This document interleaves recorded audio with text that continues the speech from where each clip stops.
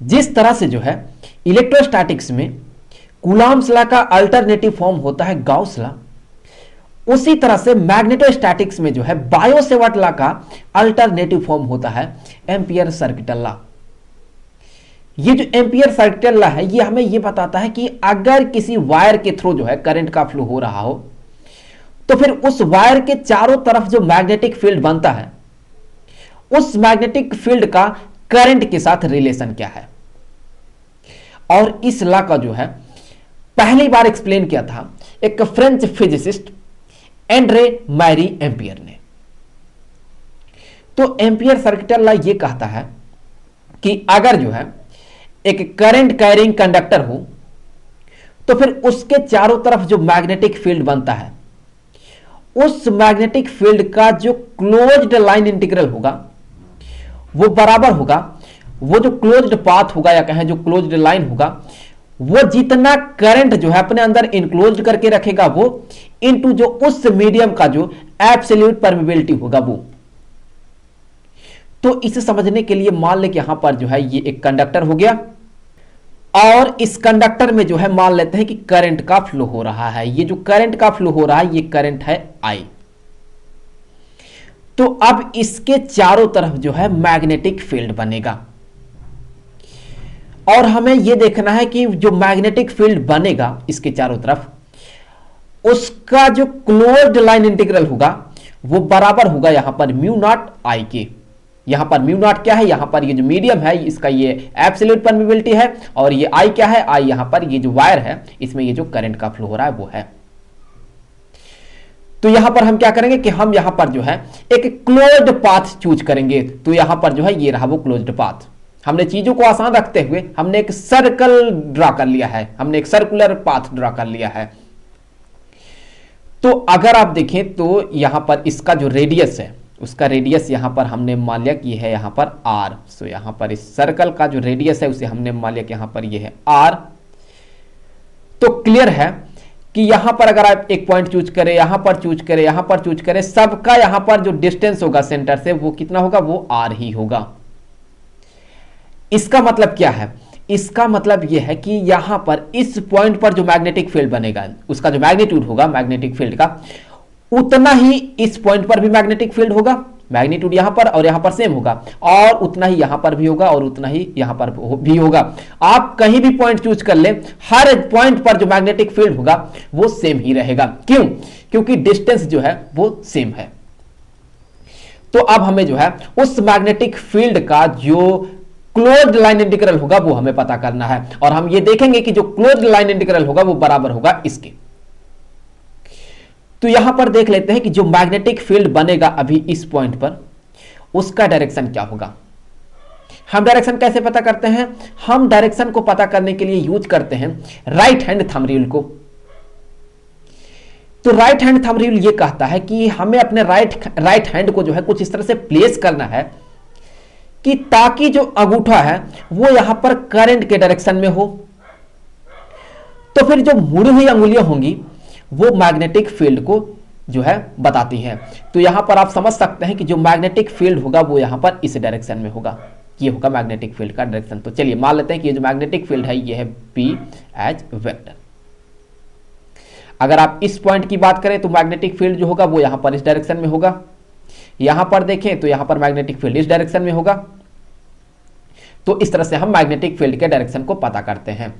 अगर यहां पर ये जो मैग्नेटिक फील्ड बन रहा है इसके मैग्नीट्यूड की बात करें तो यहां पर इसका जो मैग्नीट्यूड होगा वो देखिए किसके बराबर होगा, यहां पर ये जो मैग्नीट्यूड होगा B ये बराबर होगा, हमें पता है बायो-सेवर्ट लॉ में हमने ये देखा है कि ये बराबर होगा म्यू जीरो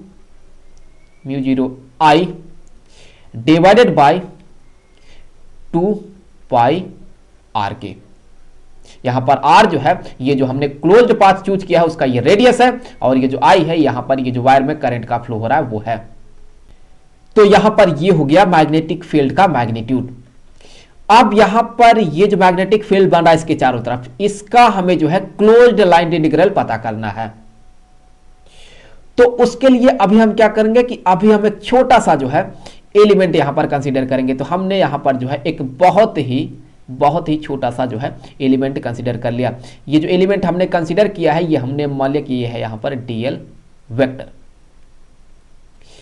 तो अब यहां से हम ये कह सकते हैं कि वेक्टर बी डॉट डीएल, और हमें क्लोज इंटीग्रल पता करना है तो यहां पर हम करेंगे इसे इंटीग्रेट, यहां पर हम करेंगे इसे इंटीग्रेट, क्योंकि ये एक क्लोज्ड पाथ है इसीलिए हम यहां पर एक सर्कल लगा देंगे। तो ये हो गया यहां पर मैग्नेटिक फील्ड का क्लोज्ड लाइन इंटीग्रल।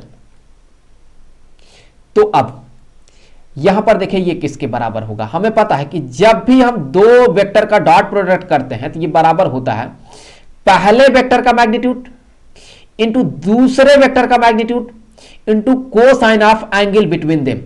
यहां पर वेक्टर बी और ये जो डीएल वेक्टर है इनके बीच का एंगल क्या है। तो देखें डीएल इस डायरेक्शन में है और मैग्नेटिक फील्ड भी उसी डायरेक्शन में है, तो क्लियर है कि इन दोनों के बीच का जो एंगल होगा वो जीरो होगा। सो कोसाइन ऑफ जीरो हो गया, और हमें पता है कि कोसाइन ऑफ जीरो का जो वैल्यू होता है ये होता है 1 के बराबर। तो यहां पर ये हो गया बी और फिर यहां पर ये टीएल के। तो अब देखिए आप यहां पर हमने इससे पहले बात किया है कि ये जो बी है, ये जो मैग्नेटिक फील्ड का मैग्नीट्यूड है ये कांस्टेंट है। आप कहीं भी ये जो डीएल है चूज कर ले, चाहे आप यहां पर डीएल चूज कर ले, चाहे आप डीएल जो है यहां पर चूज कर ले, हर जगह पर आप ये पाएंगे कि जो बी है वो कांस्टेंट है, हर जगह पर बी जो है वो सेम ही रहेगा। तो अगर ये कांस्टेंट है तो हम जो है इसे इंटीग्रल से बाहर कर सकते हैं। तो यहां से हम ये कह सकते हैं कि ये जो है ये बराबर होगा, हमने जो है बी को इंटीग्रल से बाहर निकाल लिया, फिर यहां पर बचेगा क्लोज इंटीग्रल और फिर ये डीएल। तो यहां पर हम b का जो वैल्यू है वो रख देंगे। तो b किसके बराबर है, b यहां पर कुछ इसके बराबर है। तो ये हो गया mu 0 i divided by 2 pi r into, यहां पर देखें ये किसके बराबर होगा। यहां पर ऐसे जितने भी हम छोटे छोटे डीएल कंसीडर करेंगे, अगर हम सारे डीएल को यहां पर जोड़ देते हैं तो हमें क्या मिलेगा, हमें इस क्लोज्ड पाथ का जो सरकमफेरेंस होगा वो मिलेगा, क्योंकि एक सर्कुलर लूप हमने माना है। तो इसका जो टोटल लेंथ होगा वही मिलेगा।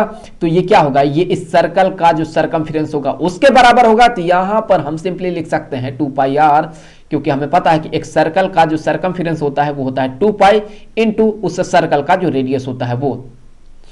तो अब देखिए आप यहां पर ये जो है ये इससे कैंसिल हो जाएगा।